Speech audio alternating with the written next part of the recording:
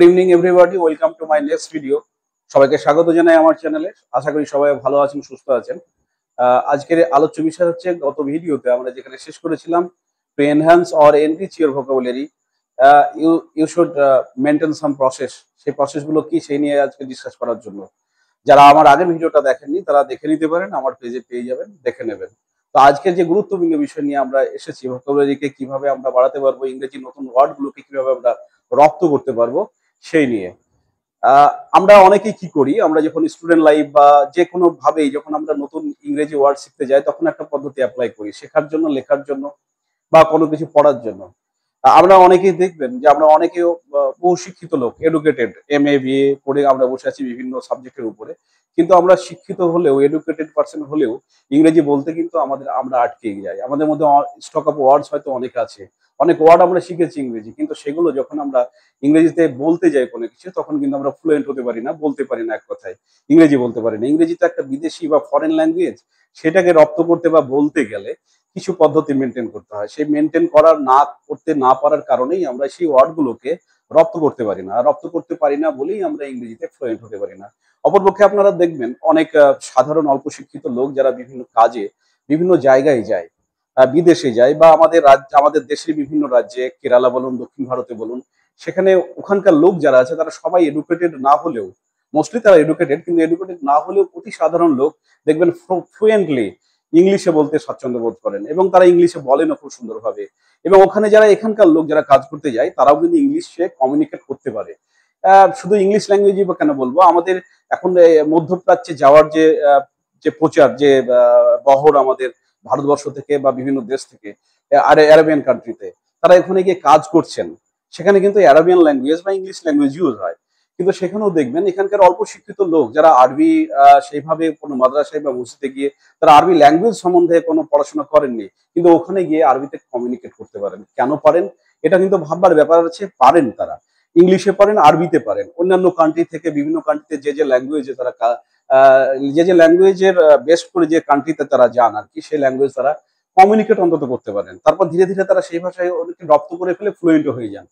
এটা কারণটা মূলত হচ্ছে, আপনারা ভাববেন সেটা হচ্ছে, দেখবেন সিচুয়েশনে পড়া। তারা সিচুয়েশনে পড়ে ওই নতুন নতুন ওয়ার্ড গুলোকে কিন্তু রপ্ত করতে পারেন, এবং সেগুলো তিনি কমিউনিকেট করতে পারেন। ইংরেজি বা ফরেন ল্যাঙ্গুয়েজ, যে কোনো ল্যাঙ্গুয়েজ ক্ষেত্রে কথাটা খাটে। এখন আমরা লিস্ট মেকিং, আমরা নতুন ওয়ার্ড শেখার জন্য যদি লিস্ট মেকিং করি, কোনো ওয়ার্ড বুক পড়ি বা ডিকশনারি থেকে নতুন নতুন ওয়ার্ড গুলোকে যদি মুখস্থ করার চেষ্টা করি, তাহলে দেখবেন আমরা কিন্তু ইংরেজিতে ওইগুলো অ্যাপ্লাই বলার সময় কিন্তু ওই ওয়ার্ডগুলো আমাদের মনে থাকবে না। এমনিতেই কিন্তু আমরা হয়তো কয়েক হাজার ওয়ার্ড আমরা জানি, কিন্তু জানা ওয়ার্ড আমরা যখন ইংরেজিতে বলতে যাই, তখন কিন্তু সেই ওয়ার্ডগুলো আমরা ভুলে যাই, আমাদের আসে না। এর কারণটাই আগে একটু আমি হিন্টস দিয়েছিলাম, সেটা হচ্ছে সিচুয়েশন। আমরা ওই ওয়ার্ডগুলোকে কিন্তু সিচুয়েশন থেকে শিখি না। যদি আমরা সিচুয়েশন থেকে ওয়ার্ডগুলোকে শিখে নিতে পারতাম, তাহলে কিন্তু আমরা যে কোনো সিচুয়েশনে আমি ইংরেজিতে বলতে পারতাম। ঠিক এই কারণেই এই সিচুয়েশন বেসড যে ওয়ার্ড যে আমরা রপ্ত করতে পারবো, সেগুলো কিন্তু আমরা ভুলবো না। সেই সিচুয়েশন কি কি হতে পারে? সিচুয়েশন অনেক কিছু হতে পারে। আপনি বাজারে গেলেন, বাজারে নতুন নতুন ওয়ার্ড সেখানে শিখতে পারেন। আপনি হসপিটালে গেলেন, নার্সিং হোমে গেলেন চিকিৎসার জন্য, কেউ অসুস্থ হয়ে গেছেন তার জন্য, সেখানে দেখবেন ওখানে নতুন নতুন ওয়ার্ড যে এর আগে আপনি শুনেননি, ইংরেজি ওয়ার্ড, সেই ওয়ার্ডটা কিন্তু ওখানে যে ওয়ার্ডটা শুনে যাবেন সেটা কিন্তু আর ভুলবেন না। আপনি railway station, bus stop, airport, যে কোনো কাজের ক্ষেত্রে, অফিস, আদালত, কোর্ট চত্বর, বিভিন্ন জায়গায় যে যে ওয়ার্ড, যে নতুনগুলো আপনি শুনবেন, সেই শোনা ওয়ার্ডগুলো কিন্তু আপনি ভুলবেন না। ওইগুলো অ্যাকোয়ার হয়ে যাবে, অটোমেটিক্যালি অ্যাকোয়ার হবে। কেন হয় অ্যাকোয়ার? কেননা আমরা কিন্তু সিচুয়েশন থেকে ওইগুলোকে শিখি। আর সিচুয়েশন থেকে যখন মানুষ শেখে, সেটা সব ক্ষেত্রে, শুধু ল্যাঙ্গুয়েজ না, সেটা মানুষ কিন্তু ভুলতে পারে না। এটা একটা ওয়ে হতে পারে। আমরা পরবর্তী ভিডিওতে এই নিয়ে বিস্তারিত বলবো, কি বলবো সেটা আমি পরে বলছি। আর কি পদ্ধতি হতে পারে? আপনাদের সবাইকে কিন্তু, শিক্ষিত লোক যারা আমরা আছি, তাদেরকে কিন্তু পড়ার অভ্যাসটা ছাড়লে হবে না। আমাদের, আপনারা হয়তো বলবেন সময় নেই, কিন্তু একটা সময় বার করতে হবে। মিনিমাম 5 মিনিট বা 10 মিনিট আপনি পড়বেন। কি পড়বেন? ইংরেজি ইংরেজি নোবেল পড়ছেন, প্যাসেজ পড়ছেন, নিউজ পেপার পড়ছেন, সেগুলো ডেলি পড়বেন। ডেলি পড়ে কি করবেন? একটু পরে, পরের পয়েন্টের পরে আমি বলছি। এটা একটা পদ্ধতি হলো। আরো একটা ইফেক্টিভ পদ্ধতি, যেটা আমি মনে করি বা আমিও ফলো করেছি, যে বিভিন্ন ইংলিশ ফেবেলস এর উপরে, রিলিজিয়াস এর উপরে, বা বাচ্চাদের যে কোনো বিষয়ের উপরে, বা ইংলিশ মুভি, এগুলো আমরা কার্টুন হতে পারে, রিলিজিয়াস কার্টুন হতে পারে, মজার কোনো কার্টুন হতে পারে, ফেবলস হতে পারে, বা ইংলিশ মুভি হতে পারে, যেগুলো আমরা টিভিতে বা মোবাইলে দেখি, সেগুলো উইথ সাবটাইটেল দেখবেন। ওই সাবটাইটেল যদি আমরা দেখি তাহলে কি হবে, 2 থেকে 3 বার যদি রিপিট করে আমরা দেখি, সেটা দেখবেন নতুন নতুন ওয়ার্ড ওই সাবটাইটেলের মধ্যে আপনারা রপ্ত করতে পারবেন। এটাও একটা কিন্তু সিচুয়েশন।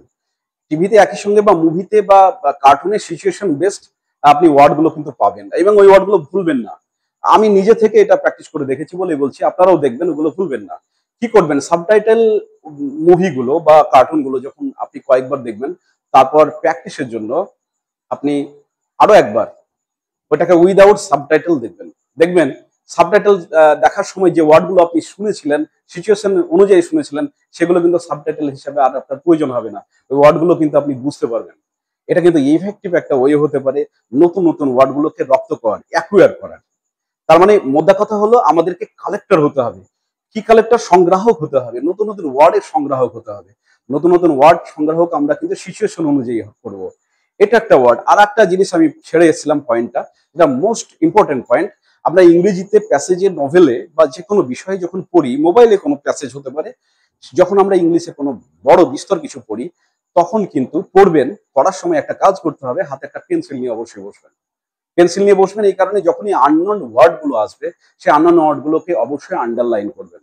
আর আন্ডারলাইন যখন করছেন তখন একটা সিচুয়েশন, তো সেই সিচুয়েশনে যে ওয়ার্ডটা আন্ডারলাইন করছেন, এই আন্ডারলাইন করা ওয়ার্ডটা কিন্তু আপনি রপ্ত করতে পারবেন। এইভাবে এই পদ্ধতি যদি ফলো করেন, আমি অনেকগুলো পদ্ধতি কিন্তু আমি বলে দিলাম ওয়ার্ডগুলো কিভাবে এনরিচ করবেন, এনহ্যান্স করবেন এবং সেগুলোকে রপ্ত করবেন। শুধু পড়লেই হবে না, লিস্ট মেকিং করলেই হবে না, তারপর সেগুলো কিভাবে ইউজ করবেন।